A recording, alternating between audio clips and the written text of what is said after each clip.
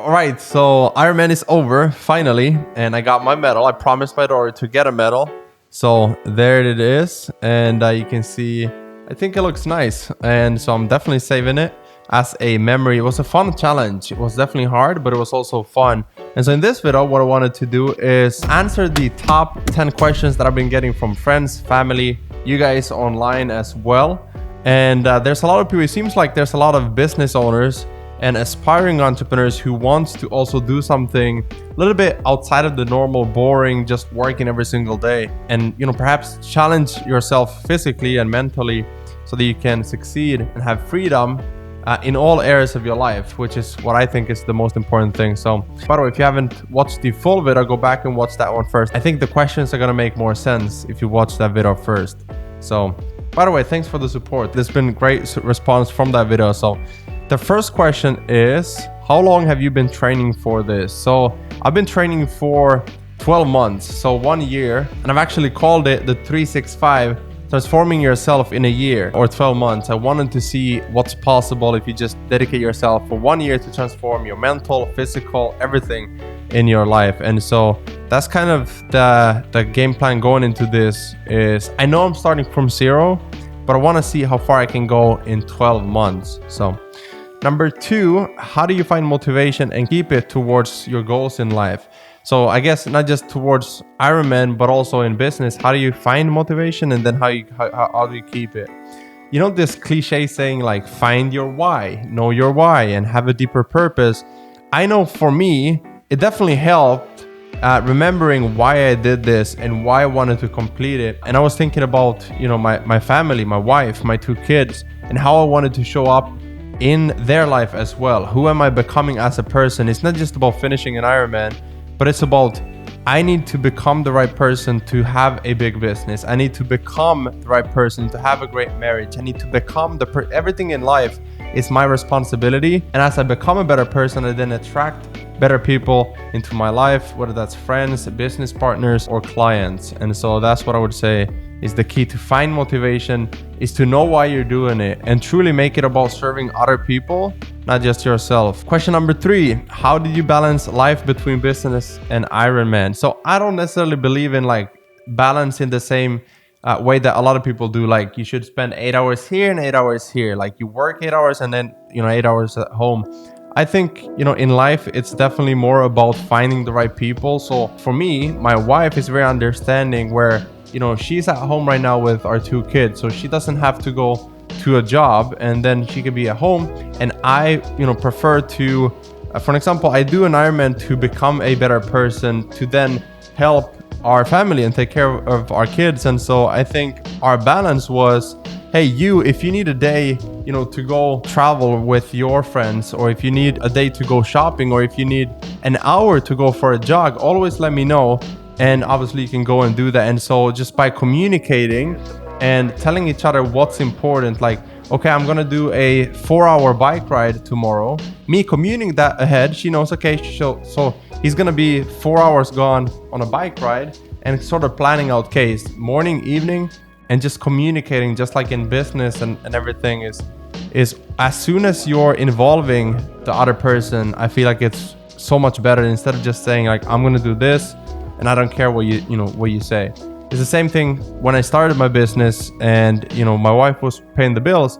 It would always be weird for me to buy a book or invest in personal development when I wasn't making any money, $400 a month. I would always communicate what I think the value is going to be from it. And then we sort of plan from there. And even though she didn't always understand it, afterwards she could see that it was, a good thing. And same thing with Ironman, I guess. She was worried that I might not survive this. It's a hard challenge. But yeah, I don't know if there's a balance. It's just, clear communication, be confident in your decisions and say, this is why I'm doing it. And obviously I would love your support, but never depend on someone's support. Just know that you can do it. If someone else has done it, you can do it too. Number 4, how should someone prepare for an Ironman? So I'm not a good personal trainer to tell you how to train. What I will say though is it's a lot of slow training, slow swimming, slow biking, slow running, and just a lot of hours. Which is actually a good thing, because then you don't have to be in perfect shape. You don't have to be super fit to do this. You just put in more time. I would bike home from the office 2 a.m. I would bike, even if I was home, I would go 10 p.m. I would go for 2 hours and get like 50 kilometers in on the bike and listen to some good music or podcast. And then I would go to sleep. It would be 1 a.m. So like, it's not about like, how can I fit this in perfectly into my life? It's more like, how can I get, pretty good amount of hours per week into my schedule and get that training consistently for a year. It's not like the last 6 weeks. It's what did I do for a year? And I have thousands of kilometers now on the bike. And I definitely felt like I could have done way better on the swim and running, but I didn't put in the work. I just completed it. I got to the goal. That was the mission. So, I didn't set any bigger goals than I thought I could complete. Number 5, what was the worst part? Man, the worst part was this. So on the bike, as soon as I finished the swim, 141 on the swim, 3.8 kilometers, I got on the bike and it was like 5 kilometers out to the route, from the transition zone. So I got on the bike, I biked to the big route where it was 90 kilometers loops 2 times, so 180 kilometers. And as soon as I got out there, turned to the right, there was a big uphill. And I was like, is this how it's gonna be? I got on top of the hill, I went downhill, and then as soon as I went downhill, it went up again. And it went like this, and sometimes it was more like this, and sometimes it was slower and longer. And I could actually rest sometimes what felt like, 500 meters or 1 kilometers where it was just like a little bit downhill all the time. But then remember, when you turn around, you come back, it's uphill, the same hill that you just went downhill. So it's just hills all the time for 6 hours and 40 minutes. But I was actually surprised that, I think that was the next question. Let me see. The next question was, what was the best part? Yeah, so the timing on the bike, 6:40 was better than I expected. I anticipated around 7:30. I don't know why. Based on my previous calculations with okay, I've done a 100K training session in 4 hours, 3:40, 3:37, 3:45, around there. So I was probably gonna need 7:30 because you also get tired. You also get tired from having finished the swim. And then on the running, instead of maybe running a marathon on 5 hours or 4:30, I knew it could be 6 hours because now I have a swim and a bike. And it was supposed to be raining, which it did. So I was like, man, I gotta calculate all these things into the equation. Best part of these 3 things, swim, bike, and run, was swimming. Perfect weather. I went slowly, no rush. And I just enjoyed it. I said, this is the dream that I set out a year ago to complete an Ironman, and now I'm doing it. And I literally enjoyed it for 1 hour 41 minutes. So that was super fun. And I was surprised that I wasn't tired.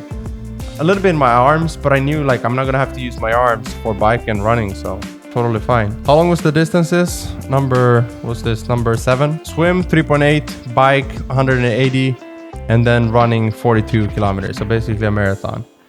Number 8. Number 8.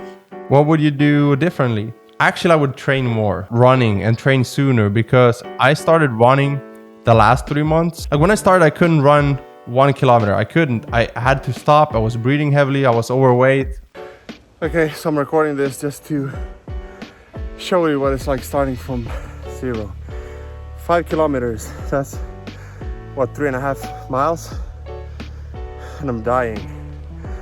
Marathon is 42, so 8 times this. I would have done more basic training and get those hours and kilometers in, even at a slower pace, because that would have built the basic condition that my body needs before you sort of speed up and do faster runs. But it worked out great. I did a lot more kilometers on the bike instead, which prevents injuries, so that's good. It's not as hard on the body. I would probably do more kilometers, and also maybe, not that I ate bad, it's just I lost 14 kilograms or 16, and I wish I would have lost 25, because I was 97 from 114 to 97 kilos, and I wish I would have been more 90, 85, but I finished, so I guess it worked. Number 9, are you doing it again next year? Well, I said in the video, if in the comment section, if we're getting 1,000 likes on the video, then I might do it again next year. Well, I have to. My wife said, why did you say that? I'm like, what? you said you're gonna do it again if you get 1,000 likes on the video. I'm like, yeah, because it's not gonna happen. So, ain't gonna happen. But no, I never want to do another. I do kind of want to do an Ironman. Yeah, because it's like when you're doing it, you know, the day after, you're like, man, this sucks. But then now you're like, it wasn't that bad. But my wife said the same thing. She's like, yeah, it sounds like, you know, when I was pregnant. You're like, never again, because you're throwing up, you feel bad. But then once you get the kid, you're like, man, this was, you know, totally worth it. And a couple of months later, you're like, yeah, it wasn't that bad. I could do that again. Number 10, what's next for you now? Okay, that's actually a really good question. What's next for me now? So I have a couple of projects and I'm always trying to limit what I'm doing and do less better. So I think moving forward, what I want to do is I want to continue to become a better person and a better business owner. So what I mean by that is I build a lot of funnels for clients, including Russell Brunson. I built a funnel for Robert Kiyosaki, Steve Larson, Anthony Adrian Morrison, like a lot of big brands. And what I want to do is continue building funnels and also become better at the data, the conversions, the split testing, the follow-up systems, and the click-through rates, and literally the minor details, which if you look at Ironman, it's the basics, yes, but also the details in those, like how well you do the basics. So I want to look at a funnel and I want to look at a business online, no matter what client-based business you have. So if you have a freelancing business, agency, you're a coach, consultant, course creator, I want to literally master every single piece of like monetizing it, creating the offer, writing sales copy, advertising, organic marketing, closing clients, selling without doing sales calls. You know, a lot of things that I'm already doing, just want to get better at everything that I do and sort of up my standards in all areas of life. And that includes, you know, it's not too late for me to lose a couple more weight, you know, kilos and get down to like 90. And then maybe try to get into like a CR7 body. It would be a fun challenge. Not that I'm necessarily too, you know, dissatisfied right now. I just want to see what's possible. Get down to that Ronaldo physique. Not to compete, just to, again, challenge myself. So anyways, I have a software, frameworks. You know, we beta launched that to the students in my full-time funnel designer course. So we have the course, the coaching, the software, me and my homies. We have the coffee as well, the Freedom Seekers coffee. A lot of fun stuff. I think now that I've created this home-based office, that the main thing is going to be videos and documenting the journey. And as I'm building a funnel, I'll just record my screen and share it with you guys, depending what you want to see more of. So maybe you let me know in the comments. Let me know, what do you want to see more of? Is it funnel design? Is it how to get clients? Is it more Ironman videos? I don't know. Yeah, I feel like I'm going from Ironman now. That's, you know, case closed. And now we're going all in again on businesses and funnels. And basically achieving freedom in all areas of life for myself, showing you how I'm doing it as I'm learning and still obviously making mistakes, learning, doing better, and finding new ways that work really well in today's economy.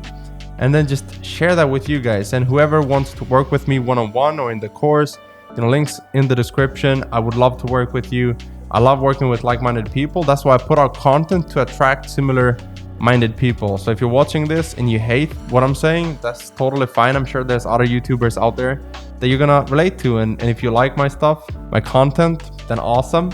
That means we're kind of similar. And I love that about having this online community as well. So that's what I feel like is next. Thank you for the support again. It means a lot. I'm gonna save this. And who knows, maybe we'll do it again next year or in a couple of years. Or maybe we'll do maybe a marathon meanwhile. Maybe an ultra marathon. Anyways, that's it. Subscribe, like this video for the YouTube algorithm so we can reach more people. And I'll see you in the next video. Peace.